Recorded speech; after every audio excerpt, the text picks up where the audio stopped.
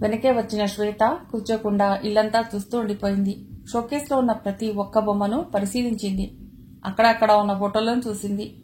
TV స్టాండ్లో ఉన్న సీడీలన్నిటినీ పేరు పేరునా చూసింది. 4-5 సీడీలు సెలెక్ట్ చేసుకుని సీడీ ప్లేయర్ దగ్గరకు వచ్చింది. వాటిని పెట్టి 2 నిమిషాలు వింది పాటలు. మోహన్ సోఫాలో కూర్చుని పేపర్ చదువుకుంటూ మధ్య మధ్యలో ఆమెను గమనిస్తున్నాడు. ఓ అరగంట తర్వాత వచ్చి ఎదురుగా కూర్చుంది. అయ్యిందా పరిశోధన అడిగాడు. నవ్వేసింది. చాలా అలసిపోయినట్టున్నారు. నేను కాస్త కాఫీ కలిపి తీసుకొస్తాను. ఫ్రిడ్జ్లోంచి పాల ప్యాకెట్ తీస్తూ అన్నాడు. నేను చేసి తీసుకొస్తాను, మీరు కూర్చోండి చొరవగా అంటూ అతడి చేతిలోని ప్యాకెట్ తీసుకుని కిచెన్లోకి నడిచింది. మోహన్ తిరిగి పేపర్ చదవటంలో మునిగిపోయాడు. అప్పటికి సాయంత్రం 7 అయ్యింది. టీవీ పెట్టబోతున్న వాడల్లా తలుపు తోసుకుని వస్తున్న రవిని చూశాడు. Hello Ravi, what is surprise అంటూ కరచాలనం చేశాడు మోహన్. వెనకే వచ్చిన శిల్పని చూసి ఆనందం పట్టలేక అరిచేశాడు. హాయ్ అని. శిల్పకి భర్తని చూడగానే పట్టరాని సంతోషం కలిగింది. రవి ఉండటం వలన దగ్గరగా రావటానికి సిగ్గుపడింది. కూర్చో రవి అంది భర్తపై నుండి చూపులు తిప్పుకుంటూ. ఎప్పుడు బయలుదేరారు? రవి పక్కనే కూర్చుంటూ అడిగాడు మోహన్. ఉదయం బయలుదేరాం. ఎలా ఉన్నారు? ఆప్యాయంగా మోహన్ని పలుకరించాడు రవి. అంతా ఓకే. హఠాత్తుగా మా మీద దయ కలిగింది. మీరు ఇంతకు ముందు ఎప్పుడు మా ఇంటికి రాలేదు. ఇదే మొదటిసారి అనుకుంటాను మోహన్ అడిగాడు. అవును, మీరు ఫ్యామిలీ పెట్టాక హైదరాబాద్ ఇదే రావటం జవాబిచ్చాడు రవి. శిల్ప లేచి ఫ్రిడ్జ్లోంచి మంచినీళ్లు తీసి రవికి ఒక గ్లాస్ ఇచ్చి తానొక గ్లాస్ తీసుకుంది. మీరు తాగుతారా? భర్తను అడిగింది ఓరగా చూస్తూ. ఆమెనే చూస్తున్న మోహన్ వద్దు అంటూ చిరునవ్వు నవ్వాడు. నీళ్లు తాగి భర్త పక్కనే సోఫాలో కూర్చుని ఏదో మాట్లాడబోతున్నదల్లా వంటింట్లోంచి ట్రేలో 2 కప్పులు పట్టుకుని తీసుకొస్తున్న శ్వేతను చూసి మ్రాన్ పడిపోయింది. రెప్ప వేయటం మర్చిపోయింది. అరే ఎప్పుడొచ్చారు అంటూ శ్వేత తిన్నగా శిల్ప దగ్గరికే వచ్చి కాఫీ ఇవ్వబోయింది. శిల్ప చివ్వున లేచి మొహం తిప్పుకుని బెడ్రూంలోకి వెళ్ళిపోయింది. శ్వేత రవికి ఒక కప్పు మోహన్కి ఒక కప్పు ఇచ్చి ఎదురుగా కూర్చుంది కాస్త మొహం చిన్నగుచ్చుకుని. రవి, ఈమె నా పిఏ శ్వేత. రవికి పరిచయం చేశాడు మోహన్. అందుకేనా శిల్ప లోపలికి వెళ్ళిపోయింది అనుకుంటూ శ్వేతను పరిశీలనగా చూశాడు రవి కాఫీ తాగుతూ. అమాయకంగా ఉంది, చాలా అందంగా కూడా ఉంది అనిపించింది అతడికి. అరే మీరు తాగలేదు కాఫీ అన్నాడు మోహన్ శ్వేతని. పర్వాలేదందామే. మీది హైదరాబాదేనా అండి పలుకరించాడు రవి. కాదండి, మాది రాజమండ్రి వినయంగా చెప్పింది శ్వేత. రవి మోహన్ ఏదో మాట్లాడుకోవటం మొదలెట్టారు. శ్వేత లేచి సార్ నేను ఇక వెళ్తానండి అంది. ఎలా వెళ్తారు? ఆటోలో వెళ్తానండి. వస్తాను రవి గారు అంటూ పర్స్ తీసుకుని వెళ్ళిపోయింది శ్వేత. మోహన్ లోపలికి వెళ్ళాడు. ఆమె వేషధారణలో గాని మాటల్లో గాని ప్రవర్తనలో గాని ఏ విధమైన లోపము కనబడలేదు సరికదా. సంస్కారం ఉట్టిపడుతోంది అనిపించింది రవికి. ఆమెతో మాట్లాడి కన్విన్స్ చేయగలనన్న నమ్మకమూ కలిగింది. పెద్దగా లోకం తెలిసిన పిల్ల కానట్టుంది తప్ప డేంజరస్ కాదు అనుకున్నాడు. లోపల మంచంపై కూర్చున్న శిల్ప గాలి తీసేసిన బెలూన్లా అయిపోయింది. ఎంతో ప్రేమతో భర్త దగ్గరకు రెక్కలు కట్టుకుని వస్తే ఎదురుగా శ్వేత వచ్చింది. పైగా కిచెన్లో చేరి కాఫీ చేస్తోంది. మోహన్కెంత ధైర్యం, ఆమెకెంత ధైర్యం. ఏమనుకోవాలి?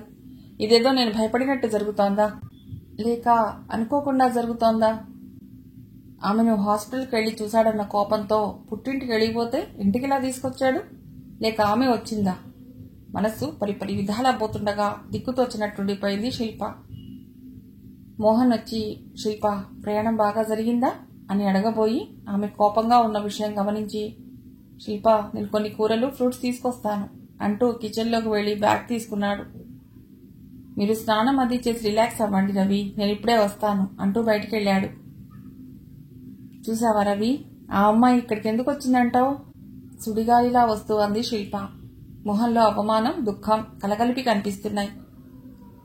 అరే పిచ్చి శిల్ప, మళ్ళీ అదే ఆవేశం తెచ్చుకుంటున్నావు. తొందరపడకు. నా లెక్క ప్రకారం ఇక్కడేం జరిగిపోవట్లేదు. మోహన్ గట్టిగా ఏమీ అనలేకపోతున్నాడంతే తప్ప ఇంకేం లేదు. నా మాట విని అసలేమీ జరగనట్టు మామూలుగా ఉండు. మీరిద్దరూ ఎప్పట్లా ఉండండి. మిగిలిన విషయం అంతా నేను చూసుకుంటాను, సరేనా? రవి బూరడించాడు. తల ఊపింది శిల్ప. తల ఊపడం కాదు, మనసులో కోపం లేకుండా ఫ్రెష్గా ఉండాలి. ఈ క్షణం నుండి నువ్వు ఏది సమస్య అనుకుంటున్నావో ఆ సమస్య తీరిపోయిందనుకో. నా మీద నీకు నమ్మకం ఉంది కదా, మరిక వెళ్ళి పని చూసుకో, నేను స్నానం చేస్తాను అని లేచాడు. మోహన్ రాగానే నిన్నలా ఓ అరగంట తిరిగి వస్తాను మోహన్ అంటూ బయటికి వెళ్ళిపోయాడు రవి. మోహన్ నెమ్మదిగా బెడ్రూంలోకి తొంగి చూశాడు. శిల్ప సిడీ ప్లేయర్ ఆన్ చేసి పెట్టుకుని బీరువాలో ఏదో వెతుక్కుంటోంది. ఆమె పాటలు వింటున్నదంటే మంచి మూడ్లో ఉందనే అర్థం, అంటే కోపం లేదన్నమాట. మెల్లిగా శిల్పను వెనక నుంచి వాటేసుకున్నాడు. గబుక్కునేటి తిరిగి అతన్ని గట్టిగా అల్లుకుపోయింది శిల్ప. అతని కౌగిల్లో ఆమెకెంతో హాయి అనిపించింది. సందేహాలన్నీ దుది పింజల్లా తేలిపోయినట్లై మనస్సుకెంతో సాంత్వన లభించింది. ఏ మనిషి మీద కోపంతో వెళ్లిపోయి టెన్షన్ పడటం ప్రారంభించిందో తిరిగి అదే మనిషి దగ్గరకు చేరే వరకు మనసుకు ప్రశాంతత లభించలేదు. మరి అదే ప్రేమంటే. ఇంకా దగ్గరగా చేరిపోతూ అనుకుందామే. కోపం పోయిందా నా మీద? మందరంగా ఆమె చెవిలో అడిగాడు. శిల్ప సమాధానంగా కాళ్ళెత్తి మునివేళ్లపై నిలబడి అతడి చెవి కొరికి పారిపోయింది కిచెన్లోకి. ఆమె వెనకే వెళ్లి మళ్లీ ఆమెను దగ్గరకు తీసుకున్నాడు. ఆమె నుదుటిపై ముద్దు పెట్టుకున్నాడు. నా శిల్ప, నా ప్రాణం తిరిగి నా దగ్గరకు వచ్చేసింది అన్నాడు ఆమె కళ్ళలోకి చూస్తూ నెమ్మదిగా. చాలు చాలు, ఒక్క ఫోన్ అన్నా చేయలేదు గాని అతన్ని విడిపించుకుని వంటకు ఉపక్రమించింది.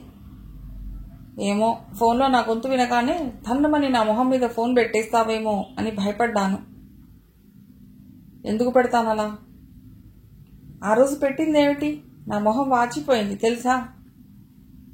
పోనీ రావచ్చు కదమ్మా, ఉల్లిపాయలు కోసుకుంటూ అంది.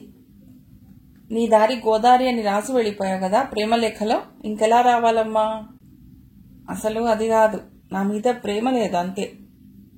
నీ మీద చాలా ప్రేమ ఉందని నిరూపించుకోవాలంటే ఏం చేయమంటావు? ఈ ఉల్లిపాయలు నేను కొయ్యనా? ఈ గిన్నెలన్నీ నేను తోమేనా? నువ్వేదంటే అది చేస్తాను. ఆఖరికి నీ కాళ్ళు పట్టుకోమంటే పట్టేసుకుంటాను. నాకేం మొహమాటం లేదు ఆమె కాళ్ల వైపు వంగుతూ అన్నాడు. చాలండి అన్ని దొంగవేషాలు, అతను నాపుతూ నవ్వేసింది శిల్ప. ఓ గంట తర్వాత వచ్చాడు రవి. ఇద్దరూ టీవీ ముందు సోఫాలో కూర్చుని తీరిగా నవ్వుకుంటూ కబుర్లు చెప్పుకోవటం చూసి హాయిగా నిట్టూర్చాడు. ముగ్గురు భోజనానికి కూర్చున్నారు. రవినెందుకు తీసుకొచ్చానో తెలుసా? అంది శిల్ప అన్నం వడ్డిస్తూ. ఇద్దరూ ఆమె వైపు చూశారు కాస్త భయంగా. ఈ జంట నగరాల్లో వెతికి రవికి ఒక మంచి పిల్లని చూసి పెడతారని అంది భర్తతో. ఇద్దరూ తేలిగ్గా చూశారు ఆమె మాటలకి. రవి గారు తాడిబొట్టు కూడా తెచ్చారా? ఇన్స్టెంట్ మ్యారేజ్ కావాలన్నమాట అన్నాడు మోహన్ రవిని చూస్తూ.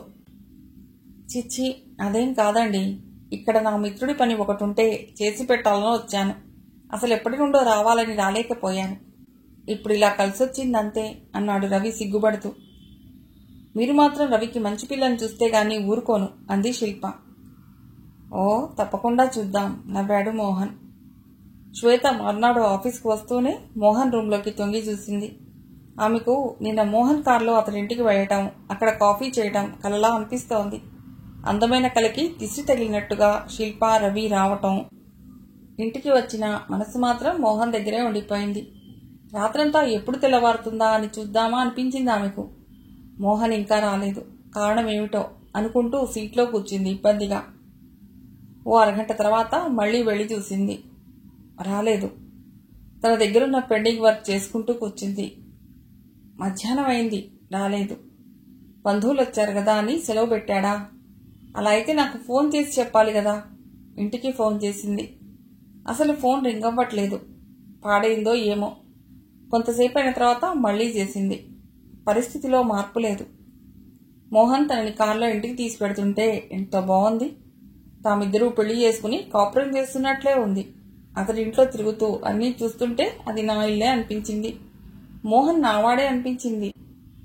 శిల్ప సడన్ గా ఊరెందుకెళ్ళొచ్చిందో కూడా. ఇంకొక ఆయన ఎవరో వచ్చారు. శిల్ప బ్రదరేనేమో. తను కాఫీ ఇస్తుంటే శిల్ప తీసుకోకుండా వెళ్ళిపోయింది ఎందుకో. మోహన్ ఇంకా ఏమీ చెప్పడం లేదు. తన పెళ్లి ప్రపోజల్కి ఏ క్షణాన్నైనా అంగీకారం తెలుపుతాడనిపిస్తోంది. తన మీద ప్రేమ లేకపోతే హాస్పిటల్కి 2 సార్లు ఎందుకు వస్తాడు?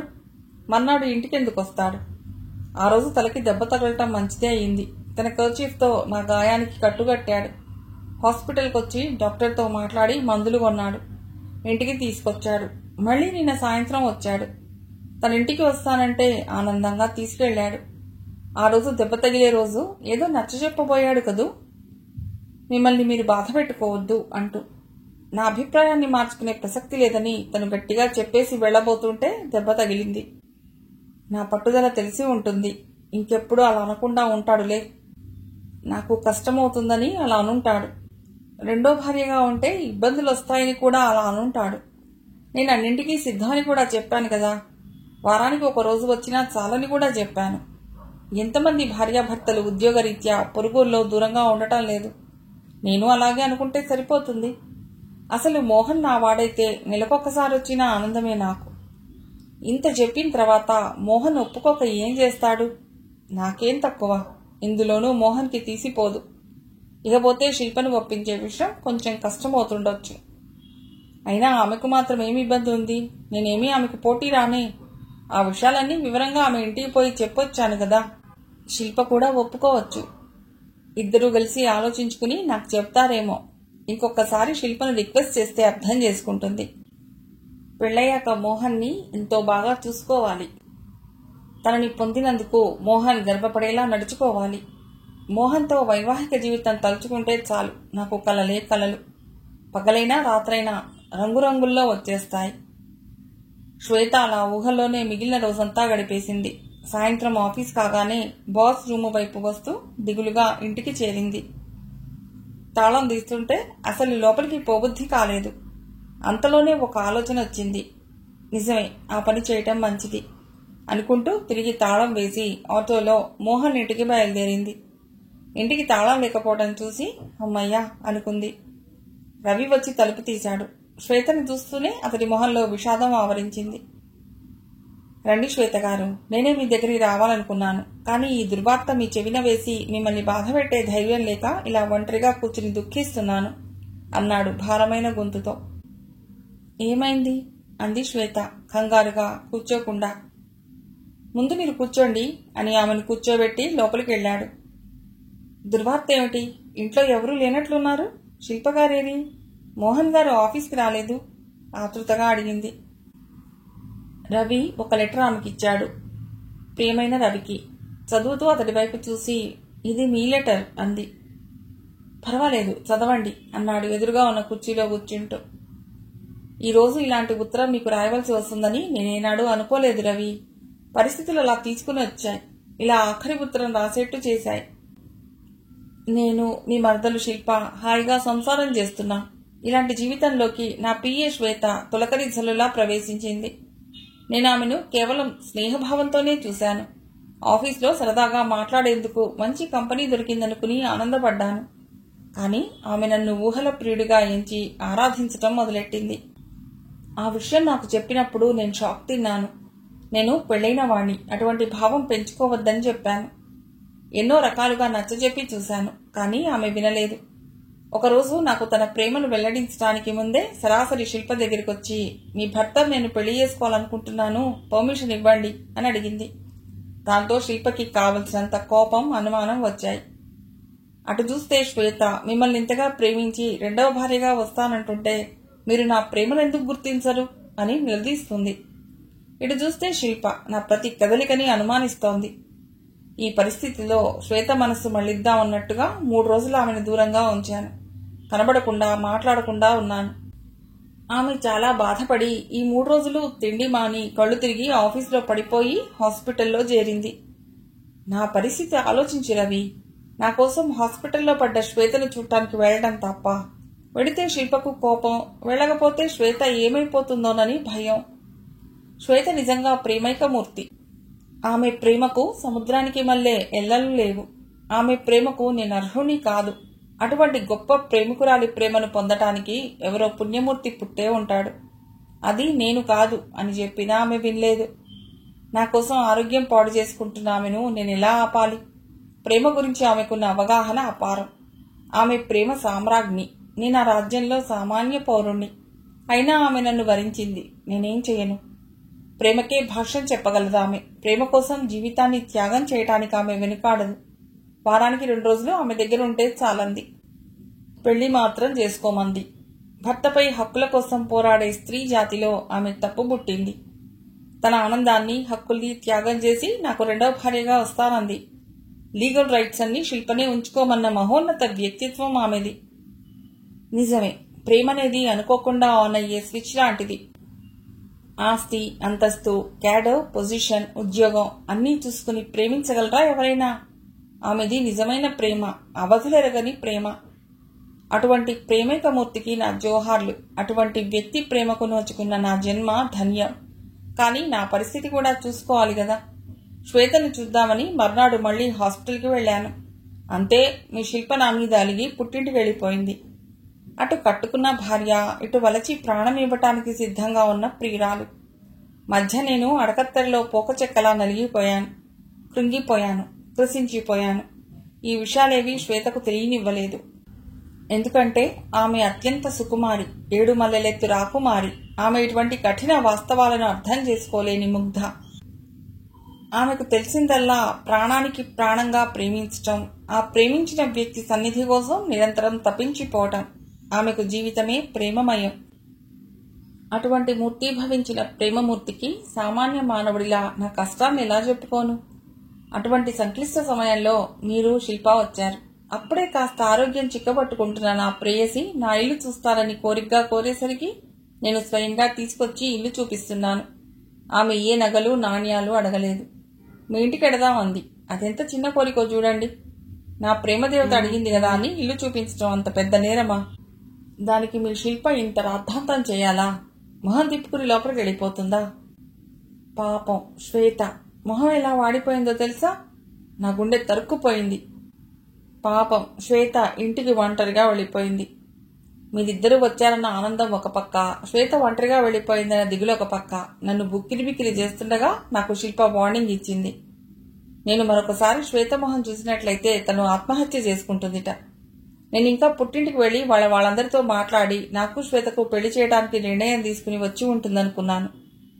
ఆడదై ఉండి మరో ఆడదాని మనసును అర్థం చేసుకోలేకపోయింది. స్త్రీకి స్త్రీయే శత్రువు అంటే ఇదేనేమో. మధ్య నా పరిస్థితి ఎంత దయనీయంగా మారిందో చూడండి. అటు సంసార బంధం, ఇటు ప్రేమ బంధం. అటు శిల్ప, ఇటు శ్వేత. అటు ఇల్లాలు, ఇటు ప్రియురాలు. ఈమెతో మాట్లాడితే ఆమె ఆత్మహత్య చేసుకుంటుంది. ఈమెతో మాట్లాడకపోతే ఈమె హాస్పిటల్ పాలవుతుంది. ఇద్దరే. నాకిద్దరూ కావాలి. కానీ ఎలా? శ్వేత శిల్పతో అడ్జస్ట్ అవుతానంటోంది. కానీ శిల్ప అలా కాదే, లీగల్ రైట్ అంటుంది. అవి నాకొద్దులేండి అని శ్వేత అంటుంది. అయినా శిల్ప కరగదు, రాయి. అవును, పేరు కూడా అదే కదా. అందుకే శ్వేత లేత మనస్సును శిల్ప అర్థం చేసుకోదు. ఇద్దరికీ నేనెలా న్యాయం చేయాలి? శ్వేతను కాదంటే ఆమె దక్కదు. అలా అని ఆమెకు దగ్గరైతే శిల్ప దక్కదు. ఇటువంటి దుర్భర పరిస్థితి ఏ మగవాడికి పగవాడికి కూడా రాకూడదు. కానీ నాకొచ్చింది. నేనేం చేయాలి? నా కర్తవ్యం ఏమిటి? అందుకే రాత్రంతా ఆలోచించాను. మీరు శిల్ప నిద్రపోయాక చివరికి నాకు ఒక పరిష్కారం దొరికింది. అది నా ఆత్మహత్య. అవును, అదే చక్కని ముగింపు. నేను బ్రతికుండగా శిల్ప నన్ను శ్వేతకు దగ్గర కానివ్వదు. అలా కాని పక్షంలో శ్వేత, అయిన పక్షంలో శిల్ప బతకరు. అందుకే వాళ్ళిద్దరూ కాకుండా నేను మరణిస్తే ఇద్దరూ బతుకుతారు. వాళ్ళిద్దరినీ బతికించిన పుణ్యం నాకొస్తుంది. అది చాలు ఈ జన్మకు. మనిషి బ్రతికి ఉంటేనే కదా సొంతం చేసుకోవాలనిపిస్తుంది. మనిషే పోయినప్పుడు ఆటోమేటిక్గా ఆ మనిషి మీదే ప్రేమ పోతుంది. అతనికి సంబంధించిన దిగుళ్ళు పోతాయి. ఏమంటారు? కొన్నాళ్లకి శ్వేత తిరిగి మామూలు మనిషి తన ఊరికి వెళ్ళిపోతుంది. నాపై ప్రేమని ఒక విషాదంగా మర్చిపోయి పెద్దవాళ్లకు ఇష్టమైన ఒక సంబంధాన్ని చూసుకుని పెళ్లి చేసుకుని సుఖంగా ఉంటుంది. శ్వేత గొప్ప ప్రేమికురాలు కాబట్టి నాపై ప్రేమని తన భర్తపైకి మళ్లించుకుంటుంది. అయితే శిల్పకి నా మీద కోపంగా ఉంది కాబట్టి ఆమె త్వరగానే నన్ను మర్చిపోయి ఇంకో పెళ్లి చేసుకోగలదు, సుఖంగా బతకగలదు. నేను మీ అందరి ఎదుర ఆత్మహత్య చేసుకుని మీ అందరి మనస్సు నొప్పించలేను. ముఖ్యంగా నా డెడ్ బాడీ చూసి శ్వేత గుండె పగిలినా ఆశ్చర్యం లేదు. అందుకే సుదూరంగా మీకెవ్వరికీ నా మొహం చూసే బాధ లేకుండా వెళ్లిపోయి హాయిగా ఆనందంగా చనిపోతాను.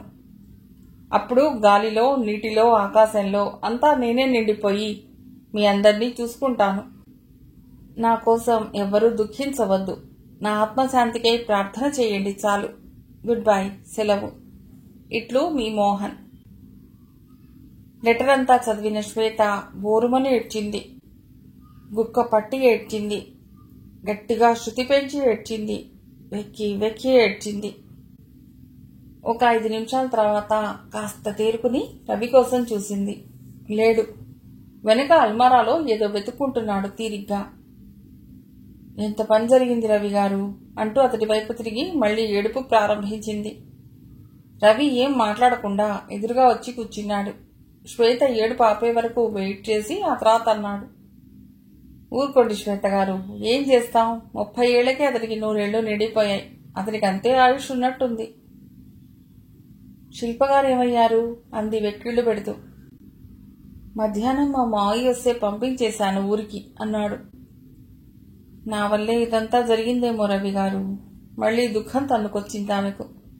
కొంతసేపటి వరకు మాట్లాడలేకపోయింది. ఆ తర్వాత కొంతసేపు నిశ్శబ్దంగా కూర్చుండిపోయింది. దిగులుగా పిచ్చి చూపులు చూసింది. ఆఖర్న మళ్లీ రవి వైపు చూసింది. అతను పేపర్ చదువుకుంటున్నాడు సీరియస్గా. నా వల్లే ఇలా జరిగింది అంది మళ్లీ, అతనేమీ సమాధానం ఇవ్వలేదని. నేను అలా అనుకోవటం లేదండి. మీరేం తప్పు చేశారు? ప్రాణానికి ప్రాణంగా ప్రేమించారు. ప్రేమ నేరం కాదు, ఒక వరం. మీ అంత గొప్ప ప్రేమికురాలు దొరికినందుకు నేనైతే ఎప్పటికీ చచ్చిపోయేవాణ్ణి కాదు అన్నాడు. ఆమె అతడి వైపు కళ్ళు తుడుచుకుంటూ రెప్పలార్చి చూసింది. నేను అనవసరంగా హైదరాబాద్ వచ్చాను. రాజమండ్రిలోనే ఉంటే బాగుండేది అంది దిగులుగా.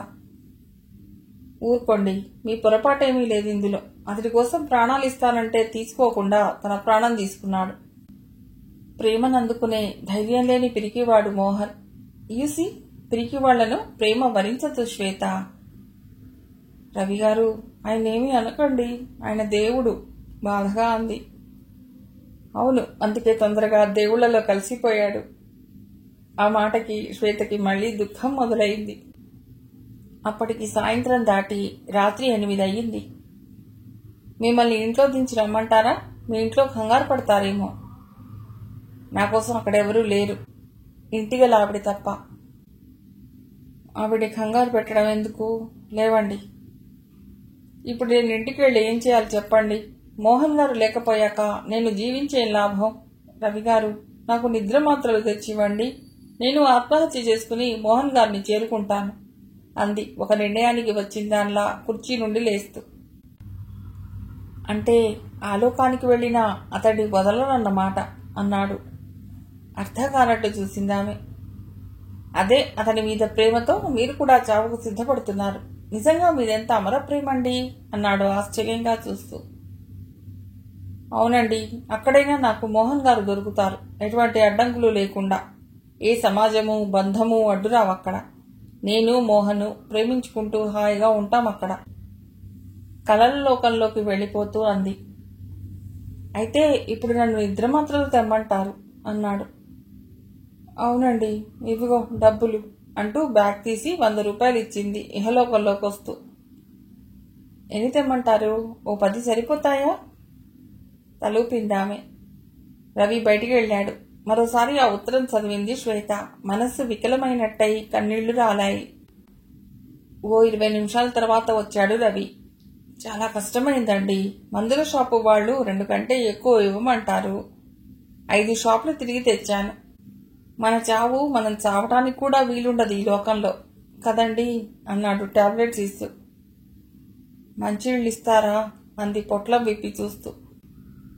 చూడండి, ఈ పని మీరు ఇక్కడ చేస్తే పోలీసులు నన్ను పట్టుకుపోవచ్చు. మీ ఇంటికి పోయాక చేస్తే మంచిదని నా అభిప్రాయం అన్నాడు. నిజమేనండి. పొట్లం భద్రంగా బ్యాగ్లో పెట్టుకుంది. మీరింటికి వెళ్ళాక మింగేస్తారు కదా అనుమానంగా అడిగాడు. తలూపింది బుద్ధిగా. లెటర్ ఏమన్నా రాస్తారా చివరిసారిగా? ఒక పేపర్ పెన్ తెచ్చిస్తూ అడిగాడు. ఎవరికి రాయాలి చెప్పండి? మోహన్ గారే లేనప్పుడు అంది ముక్కు ఎగబీలుస్తూ. మీ అమ్మా నాన్నలకి. అమ్మ పేరు వినగానే అమ్మా అంటూ బవరుమంది. నాన్న అని మళ్లీ ఏడుపు ప్రారంభించింది. రాయండి, ప్రియమైన అమ్మా నాన్నలకి ప్రాంప్టింగ్ ఇస్తూ అన్నాడు. పెన్ ఓపెన్ చేసి ఒక బుక్కుపై పేపర్ పెట్టి ఇచ్చాడు. వద్దండి, నేను చనిపోయానని తెలిసిన వెంటనే వాళ్ళు చచ్చిపోతారు. ఇక లెటర్ ఎలా చదువుతారు? రాయడం వేస్ట్ అంది చిన్నగా వెక్కుతూ. సరే అయితే పదండి, మీ ఇంట్లో దింపేసి వస్తాను. లేచాడు రవి. రవి ఇంటికి తాళం వేసి స్కూటర్ తీశాడు. వెనక ఎక్కింది శ్వేత. ఆమె ఇంటి దగ్గర దింపగానే శ్వేత దిగి వడివడిగా వెళ్ళిపోయింది. ఆమె వెనకలే నడిచాడు రవి. తాళం తీసింది. ఆమె పిలవకున్నా వెళ్లి అక్కడున్న కుర్చీలో కూర్చున్నాడు. ఇల్లంతా నీట్గా సర్ది ఉంది. ర్యాక్లో ఒక అరనిండా నవలలు, ఒక అరనిండా ఇంగ్లీష్ తెలుగు సినిమా మ్యాగజైన్లు కనబడుతున్నాయి.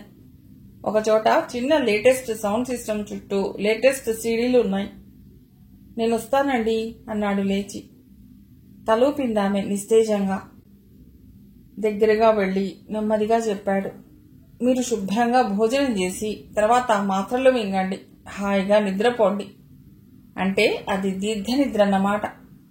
ఇంకేమీ ఆలోచించకండి. భోజనం చేయకుండా వేసుకున్నారనుకోండి వాంతులవుతాయి. మీ ఓనర్ ఆంటీ మిమ్మల్ని పట్టుకుపోయి హాస్పిటల్లో పడవేసిందంటే అంతే సంగతులు. మోహన్ని చేరుకోలేరు. లేటుగా వెళ్లారంటే మోహన్ని మిస్ అవుతారు. అక్కడ కూడా బోలెడు జనంతో రష్గా ఉంటుందిట. వెంటనే వెళితే పట్టుకోవడం కాస్త సులువవుతుందని చెప్తున్నానన్నమాట. నిజమేనన్నట్టుగా తలూపింది శ్వేత.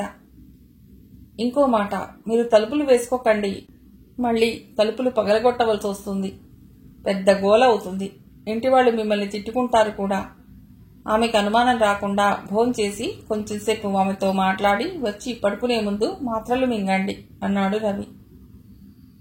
చివరగా మీరేమైనా చెప్పదలుచుకుంటే చెప్పండి. ఉత్తరం ఏమీ రాయనంటున్నారు కదా అడిగాడు. ఏమీ లేదు అంది బుంగమూతితో. అదే ప్రేమ గురించి మీ సందేశం ఏమిటని. ప్రేమించిన వ్యక్తి పోగానే మీరు కూడా చనిపోతున్నారు కదా అంటే అర్థం ఏమిటంటారు? చావు ప్రేమికుల్ని విడదీయలేదని అంది నిర్లిప్తంగా. మీది ఒక పక్క ప్రేమే కదా. నా ఉద్దేశం వన్ సైడ్ లవ్వే కదా. మీరిద్దరూ ప్రేమికులవుతారంటారా? ఎందుకు కాదు, ఆయనకు ఒకసారి పెళ్ళైనా ఆయన ప్రేమికుడే. అంటే ఇది మొహమాటం ప్రేమ అంటారా, నిజం ప్రేమ అంటారా? ఎవరిది? ఆశ్చర్యంగా అడిగింది. మోహన్ది. అర్థం కానట్టు అడిగింది. ఏదో జాలిపడి అతడు మిమ్మల్ని ప్రేమించాడేమో. ఏదో చచ్చిపోతున్నారని తిండి వాడేసి గ్లూకోజ్ బాటిల్స్ ఎక్కించుకుని ఇలా నానా హంగామా చేసేసరికి భయపడి ప్రేమించాడేమో అని నాకు కాస్త అనుమానం అన్నాడు. చూడండి రవి గారు, మీరొక్కసారి నా కళ్లతోనూ మనసుతోనూ ఆయన్ని చూడండి. ఆయన నన్ను ప్రేమించారు అంది ఖచ్చితంగా. మరి అటువంటప్పుడు మా శిల్పకి విడాకులు ఇచ్చేసి మిమ్మల్ని చేసుకుంటే బాగుండేది. అయినా అవన్నీ ఇప్పుడెందుకులేండి. ఆయనే పోయాడు కదా పాపం. నేను ఇక వస్తానండి. గుర్తుంది కదా, తలుపులు వేయకండి. టాబ్లెట్స్ 10 మింగేయండి. బాయ్, మా మోహన్ అడిగానని చెప్పండి అంటూ తలుపు దగ్గరగా వేసి వెళ్ళిపోయాడు. శ్వేత లేచి మొహం గడుక్కుని కొంచెం ఉప్మా చేసుకుని తిని ఆంటీ దగ్గర 10 నిమిషాలు కూర్చుని వచ్చింది. బ్యాగ్లో దాచుకున్న మోహన్ లెటర్ని మరొకసారి చదివింది. వెంటనే ఇంకేం ఆలోచించకుండా టాబ్లెట్స్ అన్నీ మింగేసి నీళ్లు తాగి తలుపు దగ్గరగా వేసి లైట్ ఆర్పి పడుకుంది. మిగిలిన కథ తర్వాతి భాగంలో.